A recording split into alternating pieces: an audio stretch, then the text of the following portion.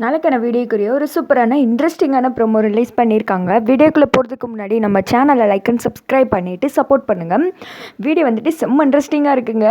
என்னடா அதுங்களையும் நமக்கு சாதகமாக கொண்டு வந்துட்டீங்க அப்படின்ற மாதிரி நொடி இன்ட்ரெஸ்டாக தான் இருக்குது.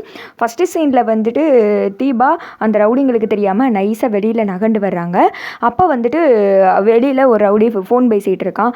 அது இவங்கிட்ட இருந்து எப்படியாவது நம்ம தப்பிச்சிடணும், அப்போ தான் போய் கல்யாணத்தை நிறுத்த முடியும், இல்லைன்னா அந்த ரம்யா ஏன் முகசாயலில் உட்காந்துட்டு கண்டிப்பாக அவள் கழுத்தில் தாலியை வாங்கிக்கிறவா, இதை நடக்கவே விடக்கூடாது அப்படின்னு சொல்லிட்டு அப்படியே மெதுவாக நகண்டு வந்து பக்கத்தில் ஒரு கட்டை இருக்குது. அவன் அந்த சைடு தானே திரும்பி இருக்கா. அதனால் தீபா வந்ததெல்லாம் பார்க்கல.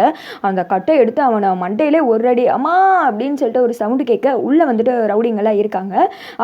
என்னடா அது சவுண்டு கேட்க, வெளியில் போய் பாருடா அப்படின்னு சொல்லிட்டு ஒருத்தனை வந்துட்டு அமுச்சு விட்டுட்டு அவங்க நின்றுட்டு இருக்காங்க. இங்கே வந்து தீபா அவனை போட்டு அடின்னு அடித்து கீழே படுக்க போட்டுற. அடுத்து வந்தவே என்னடி தப்பிச்சு போக பார்த்தியா அப்படின்ற மாதிரி சொல்ல, உன்னை விட மாட்டான்டா அப்படின்னு சொல்லிட்டு அவனையும் போட்டு மொத்துன்னு மொத்திட்டு கட்டையை டம்முன்னு கீழே போட்டு அங்கேருந்து குடுன்னு தப்பிச்சு வெளியில் ஓடி வராங்க. அந்த சவுண்டு கேட்டுட்டு மித்த ரவுடிங்கெல்லாம் வெளியில் வந்து பார்க்குறாங்க. டேய் அவள் தப்பிச்சிட்டாடா, விடக்கூடாதுடா, எப்படியாவது அவளை போய் பிடிங்கடா, மேடத்துக்கு மட்டும் தெரிஞ்சுன்னா அவளை தான் நம்மளை உண்டு இல்லைன்னு பண்ணிடுவாங்கடா, போங்கடா அப்படின்னு சொல்லிட்டு இவங்க தீபாவை துரத்திட்டே பின்னாடி வந்துட்டு இருக்காங்க. தீபா வந்துட்டு மண்டபத்துக்கு வர்றதுக்காக மூச்சா வந்துட்டு ஓடி வந்துட்டு இருக்காங்க. அடுத்து வந்துட்டு மண்டபத்தில் தான் காமிச்சிட்டு இருக்காங்க. அந்த ஜோசியர் வந்துட்டு சொல்கிறாங்க, ஒரு உயிரை பழி கொடுத்து தான் இந்த கல்யாணம் நடக்கணுமா, அவங்க தான் மருமக மேலே உள்ள பாசத்தில் என்னத்தையோ சொல்லிட்டு இருக்காங்கன்னா நீங்கள் உங்களுக்கு சொல்லி புரிய வைக்கிறது கிடையாதா? இங்கே பாருங்கம்மா, நான் இப்பையும் சொல்கிறேன், அப்போ சொன்னதை தான் சொல்கிறேன், இந்த கல்யாணம் வந்துட்டு நடக்காது. அப்படியே நடந்தாலும் அவங்க உயிருக்கு வந்துட்டு ஆபத்து. இதுக்கு மேலே எல்லாமே உங்கள் கையில் தான் இருக்குது. உங்கள் பொண்ணு கழுத்தில் தாலி ஏறணுமா இல்லை ஒரு உயிரோடு இருக்கணுமான்னு சொல்லிட்டு நீங்கள் முடிவு பண்ணிக்கோங்க அப்படின்ற மாதிரி சொல்ல, நாங்களும் எவ்வளவோ சொல்லி பார்த்துட்டோயா, அவங்க வந்துட்டு நாங்கள் சொல்கிறத கேட்குற மாதிரியே கிடையாது. அப்போ உங்கள் பொண்ணுக்கிட்ட சொல்லுங்கள், உங்கள் மாப்பிள்ளைக்கிட்ட சொல்லுங்கள் அப்படின்ற மாதிரி சொல்ல, மாப்பிள்ளைக்கிட்ட சொல்லக்கூடாதுன்னு சத்தியம் வாங்கிட்டாங்க.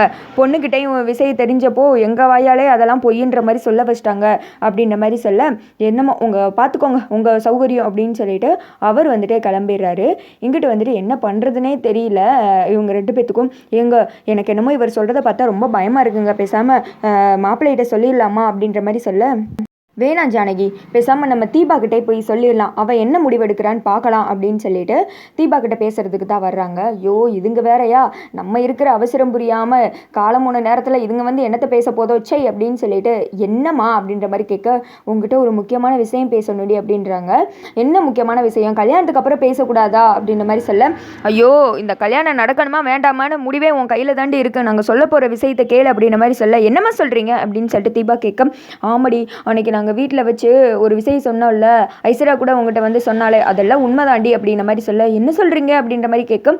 ஆமாம், உன்னோட ஜாதகத்தை எடுத்துகிட்டு மாப்பிள்ளையோட ஜாதகத்தை எடுத்துகிட்டு கல்யாண தேதி குறிக்கிறதுக்காக போனோம். அப்போ தான் வந்துட்டு அந்த ஜோசிக்காரர் சொன்னாங்க, உன் கழுத்தில் வந்துட்டு தாலி ஏறாது, அப்படியே வந்துட்டு ஏறினாலும் உன்னோட மாமியார் வந்துட்டு உயிரோடு இருக்க மாட்டாங்க அப்படின்னு சொல்லிட்டு, இதை நாங்கள் அவங்கக்கிட்ட எவ்வளவோ சொல்லி கல்யாணத்தை நிறுத்த வைக்கிறதுக்கு முடிவு பண்ணோம், ஆனால் அவங்க கேட்க மாட்டுறாங்க, நீ தான் வந்துட்டு என்ன ஏதாவது செஞ்சு இந்த கல்யாணத்தை நிறுத்திடு அப்படின்ற மாதிரி சொல்ல, அம்மா என்ன பேசிகிட்டு இருக்கீங்க, நீ இந்த இடத்துக்கு வர்றதுக்கு நான் எவ்வளோ கஷ்டப்பட்டிருக்கேன் தெரியுமா, அங்கீகாரமான ஒரு வாழ்க்கை எனக்கு வேணும், அவங்க வாழ்ந்து முடிச்சவங்க, நான் இனிமேல் வாழ போகிறவங்க, அதனால என்னோட கழுத்தில் தாலி ஏறணும், இதுக்காக யார் உசுறு போனாலும் நான் கவலைப்பட மாட்டேன், அவங்க செத்துட்டு போகிறாங்க, எனக்கு அதெல்லாம் முக்கியம் கிடையாது, நான் கழட்டி வச்ச தாலி என் கழுத்தில் ஏறணும், இந்த கல்யாணம் நல்லபடியாக நடந்து முடிக்கணும், இந்த கல்யாணத்தில் எந்த ஒரு சிக்கலும் வந்துடக்கூடாதுமா, அவ்வளோதான் நான் சொல்லுவேன், அது மட்டும் கிடையாது, இப்போ என்கிட்ட வந்து சொல்லி உளறி வச்ச மாதிரி யாருக்கிட்டையாவது போய் உளறி வச்சுட்டு இருக்காதீங்க, இந்த கல்யாணம் நின்றுச்சு அவ்வளோதான், உங்கள் பொண்ணோட வாழ்க்கை சந்தோஷமா இருக்குன்னு உங்களுக்கு ஆசை இல்லையா, உங்கள் மக கழுத்தில் தாலி ஏறதை நீங்கள் பார்க்க வேணாமா அப்படின்ற மாதிரி சொல்ல, என்னடி தீபா நீ இப்படியெல்லாம் பேசுகிற, நீ இப்படிலாம் பேச மாட்டியே அப்படின்ற மாதிரி அவங்க அம்மா சொல்ல,